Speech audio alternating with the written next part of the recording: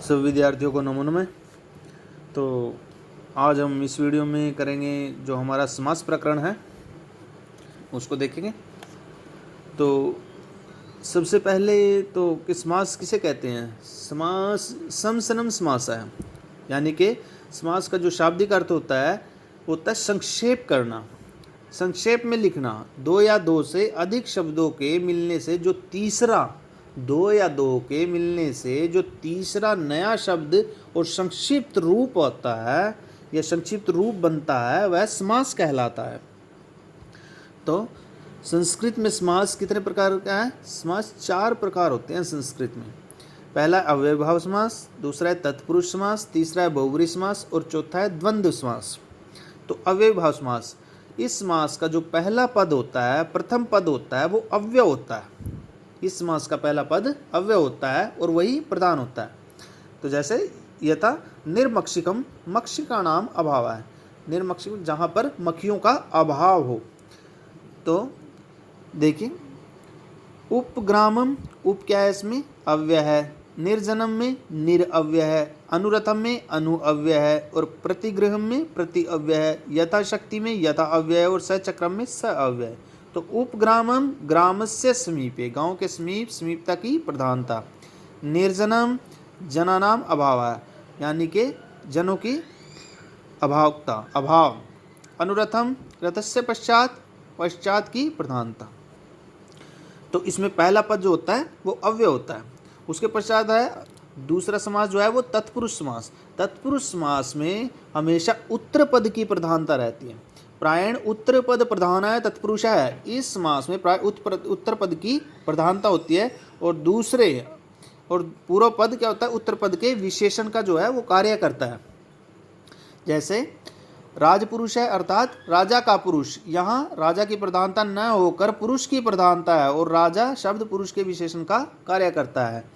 तो जैसे ग्रामम गतः है, ग्रामम गतः है, गांव को गया। शरणागत है, शरणम आगत है, शरण में आया हुआ। देश भक्त है, देशस्य भक्त है, ये षष्ठी भक्ति का है, देश का भक्त। सिंह भीत है, सिंहात भीत है, शेर से डरा हुआ। भयापन्न है, भयम आपन्न है, भय से डरा हुआ। हरि त्राता है, हरिणा त्राता है। तत्पुरुष समास के 2 भेद हैं, क्रमधार्य और द्विगु। जो क्रमधार्य समास है और द्विगु समास है वो तत्पुरुष का ही क्या है, भेद है। तो क्रमधार्य समास, इस समास में एक पद विशेष्य तथा दूसरा पद पहले पद का क्या होता है, विशेषण होता है। जैसे पीताम्बरम, पीतम च तत् अम्बरम, पीताम्बरम विग्रह बनेगा इसका, पीतम च तत् अम्बरम। महापुरुष है, महान च असौ पुरुष है।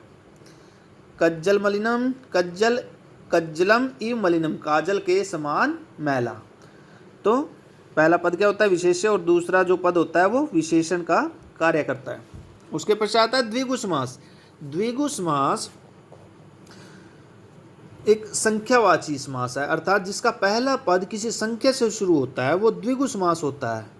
जैसे सप्ताह, सप्तानाम आनाम समाहार, शताब्दी, शतशाब्दानाम समाहार, त्रिपथम, जितने भी हैं ये संख्या से शुरू है। जो संख्या से शुरू होगा वो द्विगु समास होगा। उसके पश्चात है नए तत्पुरुष समास।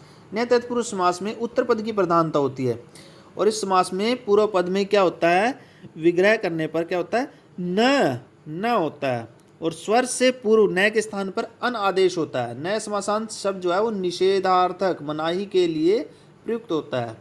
जैसे समस्त पद है ए विज्ञातम, तो समास विग्रह बनेगा इसका न विज्ञातम। अमतम न मतम, अदृष्टम न दृष्टम। उसके पश्चात है उपपद तत्पुरुष। जिस समास में क्रिया का जो संक्षिप्त रूप होता है, जिसका स्वतंत्र प्रयोग भाषा में नहीं किया जाता, वह उपपद तत्पुरुष समास कहलाता है। इस समास में उत्तर पद की प्रधानता होती है। जैसे जल जम, जले जायते इति, तोय जम, तोय जायते इति, नीरजम, नीरे जायते इति। उसके पश्चात है बहुब्रीहि समास। बहुब्रीहि समास, इस समास में पूर्व पद और उत्तर पद दोनों में से किसी की प्रधानता नहीं होती। कोई भी पद प्रधान नहीं होता, न पूर्व पद प्रधान होता है न उत्तर पद प्रधान होता, कोई अन्य तीसरा पद प्रधान होता है। जैसे पीताम्बर है, पीतम अम्बरम यस्य सह, पीले हैं वस्त्र जिसके। नीलकंठ है, नील है कंठ है यस्य सह, इसका विग्रह करने पर हमेशा यस्य सह ऐसा इसका विग्रह बनेगा। दशानन दश आननानि यस्य सह, अनेक कोटि सारा है, अनेक कोटि सारा है यस्य सह। विगलित समृद्धि, विगलिता समृद्धि यस्य सह, जिसकी समृद्धि जो है वो नष्ट हो गई है। उसके पश्चात अंतिम जो समास है वो द्वंद्व समास। इस समास में दोनों पद हमेशा प्रधान होते हैं। जैसे राम लक्ष्मणौ रामश्च लक्ष्मणश्च, पितरौ माता और पिता माता च पिता च, धर्मार्थ काम मोक्ष धर्मश्च अर्थश्च कामश्च मोक्षश्च। तो ये था हमारा समास प्रकरण। तो सभी विद्यार्थी एक बार इसको अच्छे से याद करेंगे और अपनी कॉपी पर लिखेंगे। धन्यवाद।